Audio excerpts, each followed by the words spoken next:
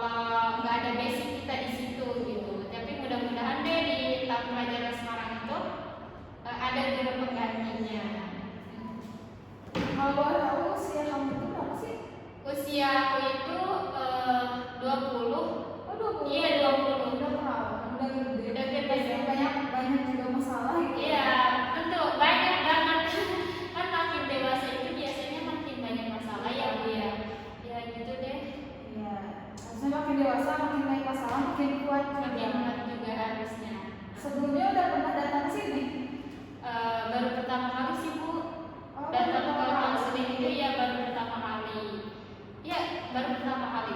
Iya, nah jadi karena kan datang ke sini karena kemauan sendiri kan ya? Iya kemauan sendiri. Tujuannya kenapa pengen cari solusi apa yang mau lagi ada masalah? Tujuan aku kesini itu pengen nyari solusi sekaligus memecahkan masalah yang ada dalam diri aku. Iya. Jadi perlu kita ketahui dulu ya bahwasanya di dalam proses konseling ini ada beberapa asas gitu. Ada asas kerahasiaan, ada asas kemandirian, dan ada asas kesukarelaan, keterbukaan juga. Nah, jadi ketika asing mau curhat dan udah niat nih datang ke ruang konseling, datang ke konselor itu, jangan takut, jangan sungkan-sungkan buat bercerita gitu ya. Iya, Apapun masalahnya asik keluarkan aja biar plong gitu. Kadang kan yang membuat kita stres itu adalah masalah yang sangat dalam gitu ya.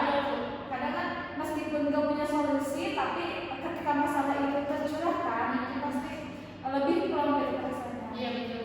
Nah, jadi di sini itu yang harus asli yakini itu bahwasanya ketika asli curhat kepada konselor atau di ruang konseling itu jangan takut masalahnya akan terbongkar dan akan tersebar kemana-mana.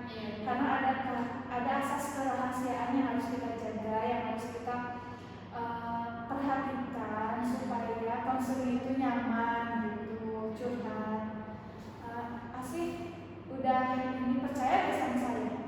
Insya Allah aku percaya. Makanya kan Asih datang ke sini untuk mencari solusi, untuk memecahkan masalah yang ada dalam diri.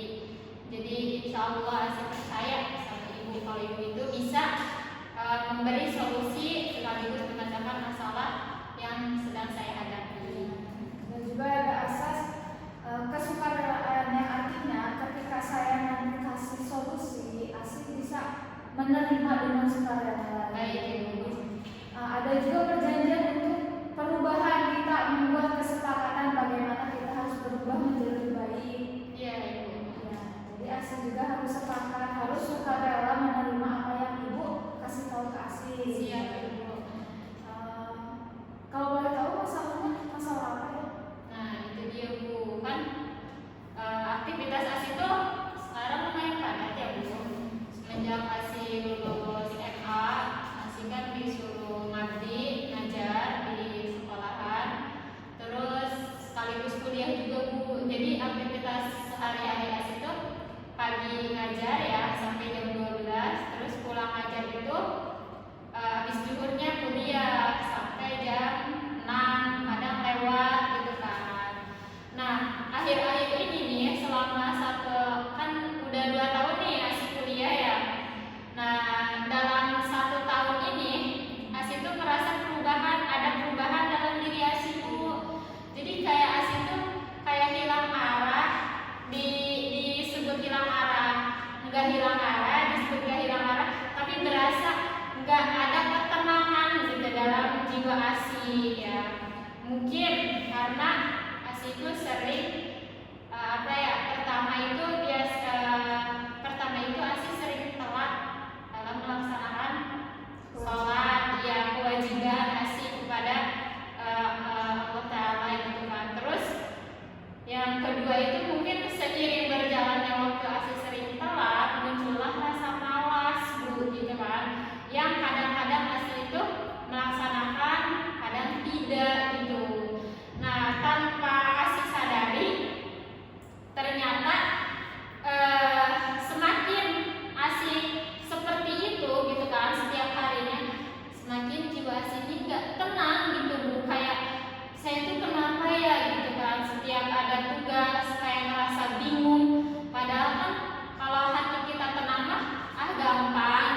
tinggal dikerjakan terus selesai. Tapi mungkin karena jiwa ASI itu kurang tenang, jadi kayak ngerasa bimbang, kayak tegang gitu Bu. Jadi ngaruh banget nih di jiwa ASI itu gitu kan. Adanya rasa malas itu. Terus karena ikut kajian juga, ikut ngaji juga ya jarang gitu kan Bu. Udah ketinggalan lah sama teman-teman gitu. Terus mungkin karena emang tugas dari sekolah, tugas dari kampus gitu kan, sehingga ASI itu lupa akan kewajiban ASI sendiri kepada Tuhan ASI gitu kan. Nah di situ tuh ASI pengen minta solusi nih dari Ibu gitu kan, untuk mengembalikan diri ASI yang lebih baik lagi gitu kan dibanding hari-hari kemarin gitu. Jujur ASI juga ngerasa capek gitu Bu, kayak capek banget nih gitu kan, hidup kayak gini tuh kayak tiap harinya gak tenang gitu. Terus sholatnya sering ketinggalan gitu kan, sering telat gitu, ikut kajian juga udah jarang gitu kan Bu. Nah itu kan ngaruh banget ya Bu gitu. Nah di sini tuh ASI datang ke Ibu pengen minta solusinya gitu kan, untuk kembali lagi ke jati diri ASI yang sebenarnya gitu Bu.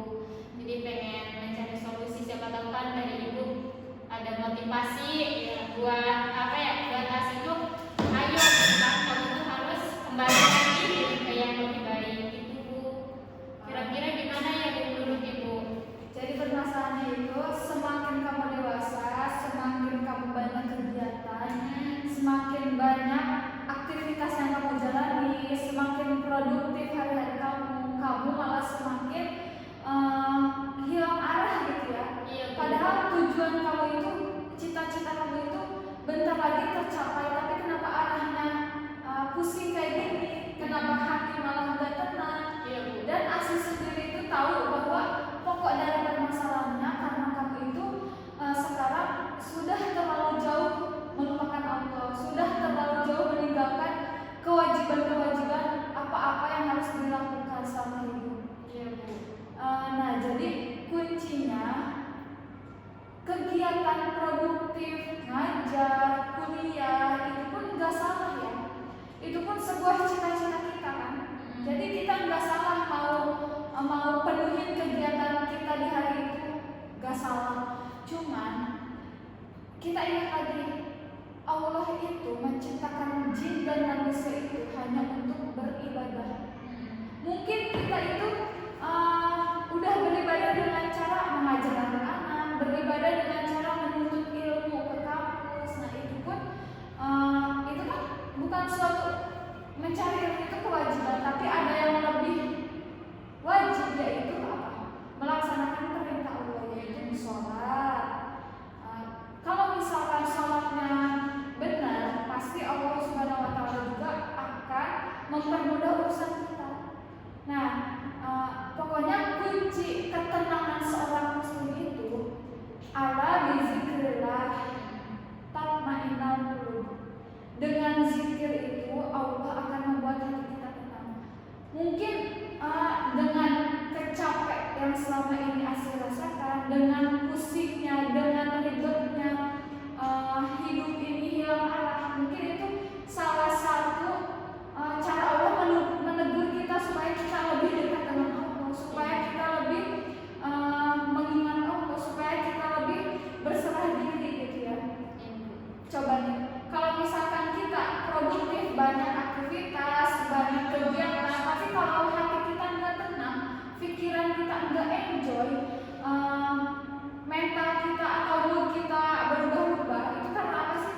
Karena kita itu cuma menjalankan aktivitas kita tapi meninggalkan kewajiban kita. Ya kayak gitu. Jadi pokok permasalahannya itu kamu kan ngerasa sendiri bahwasanya dulu itu nikmat ibadah itu masih kerasa, bahkan satu kali melawat sholat tuh kerasanya nggak enak gitu ya di diri kita. Tapi kenapa sekarang malah makin mahal? Dan kelalaian itu yang membuat kita pusing, yang membuat kita resah, gelisah gitu ya. Jadi kuncinya kamu udah tahu permasalahannya ini cuman ada di diri kamu yang harus berubah. Nah, Allah itu enggak akan merubah suatu kaum kecuali kaum itu mau berubah. Jadi Allah itu enggak bakalan ngasih hidayah langsung tek gitu, kecuali kamunya sendiri yang mau berubah. Oh, ternyata kemarin-kemarin itu kamu tenang menjalani kehidupan dengan relax gitu, karena ibadah kamu yang baik gitu. Iya Bu.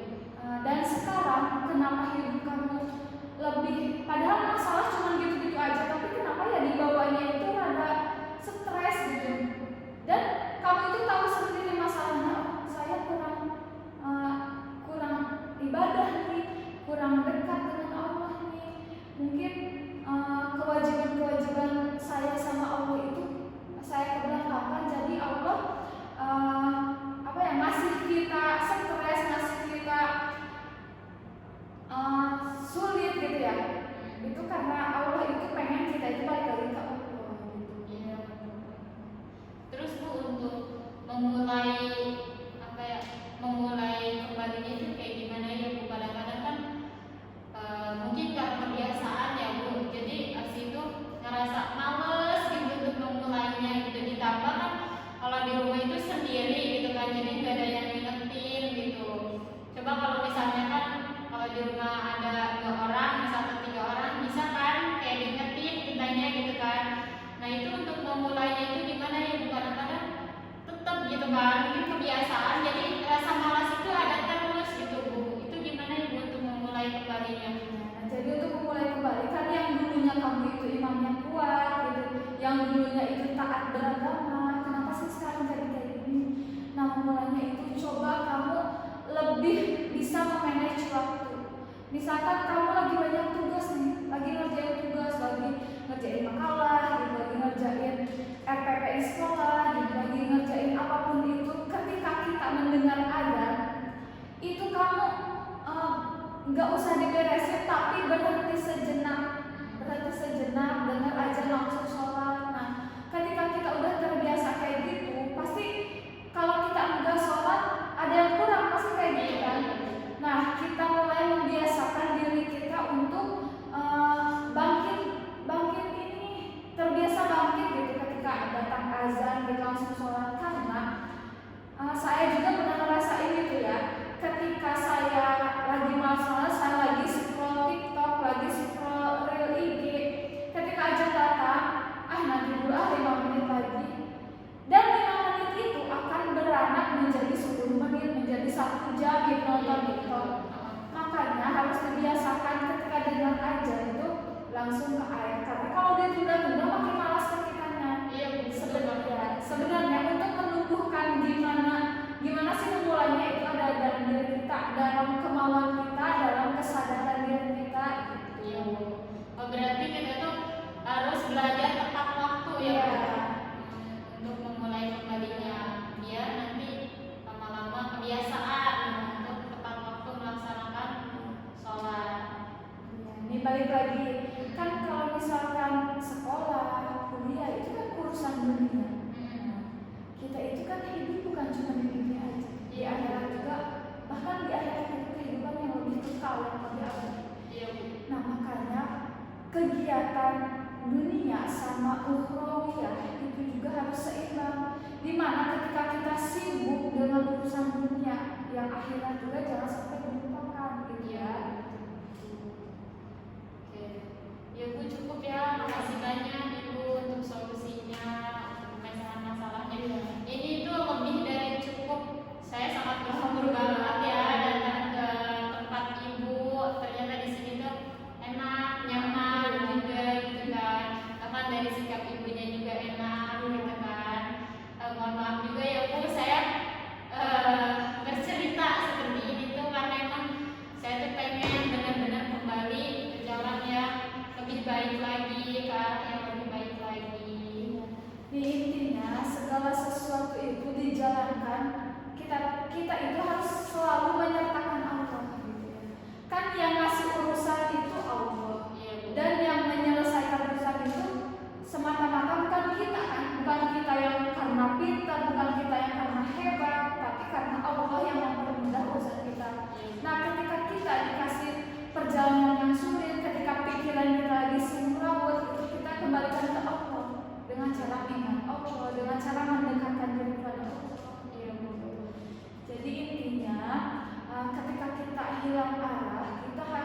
meyakinkan bahwa arah kita itu cuma apa sih?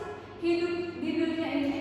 Kalau mengejar gelar ya gelar bisa hilang dengan kita meninggal pun gelar itu pun menjadi almarhum ya, menjadi almarhum gelar SPD, gelar dokter. Misalkan suka SPDMM, kalau sudah meninggal kan jadi almarhum suka Iya. Nah gelar itu sudah tertinggal. Nah, makanya yang lebih diutamakan, yang lebih kamu pegang tujuan dari hidup itu yaitu ibadah mendekatkan daripada Allah gitu ya. Ibu nggak menyalahkan kamu itu sibuk kuliah, sibuk ngajar, itu nggak nyalahin itu. Tapi di sisi lain kamu sibuk, kamu jangan meninggalkan kewajiban kamu.